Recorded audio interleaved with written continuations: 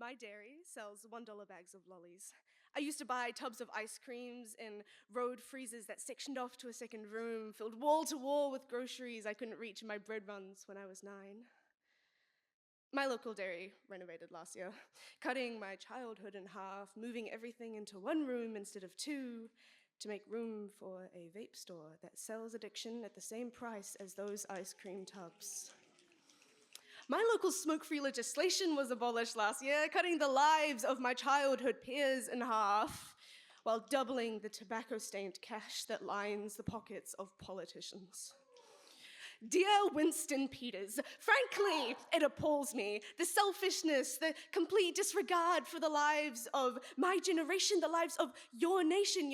I thought that the leaders of my country were supposed to have my best interests at heart, but maybe that was another lie you told with your silver tongue whispering sweet tragedies.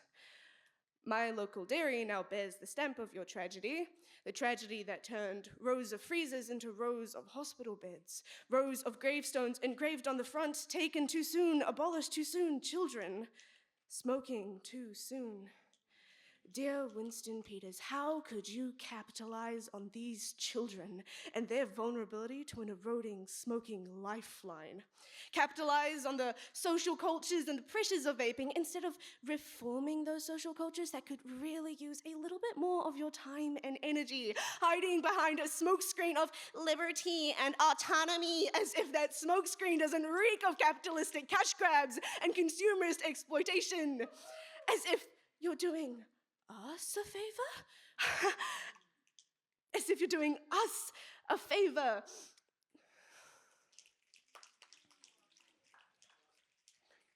Handing children the trigger when they're still too young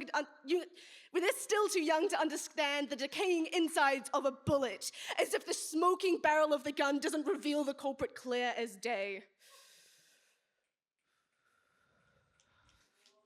Dear Winston Peters, you say it's for tax cuts. I'd rather cut the relaxed attitude you're taking on the lives of my friends, my family, my generation, and that generation's generation, because for generations we've watched our ancestors fall back on the only lifeline held out to them. Dear Winston Peters, I'm sorry the proletariat is too dirty for you to extend a hand to, instead reaching out with rolled paper and a contract that lasts a lifetime, costing an arm and a lung, no lung back guarantee in the land of the long white smoke. But, dear Winston Peters, the greatest trick you've played out of all your silver-tongued lies is somehow convincing us that it's our fault and that we're the problem. But this isn't about us. This isn't about addiction. It's about exploitation.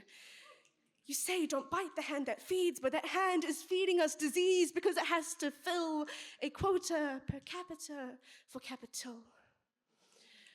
But dear Winston Peters, we are not the same. Soon all of us will take your place and torch the seeds that you have sown, and past the smoke of your burning legacy, the future will finally be our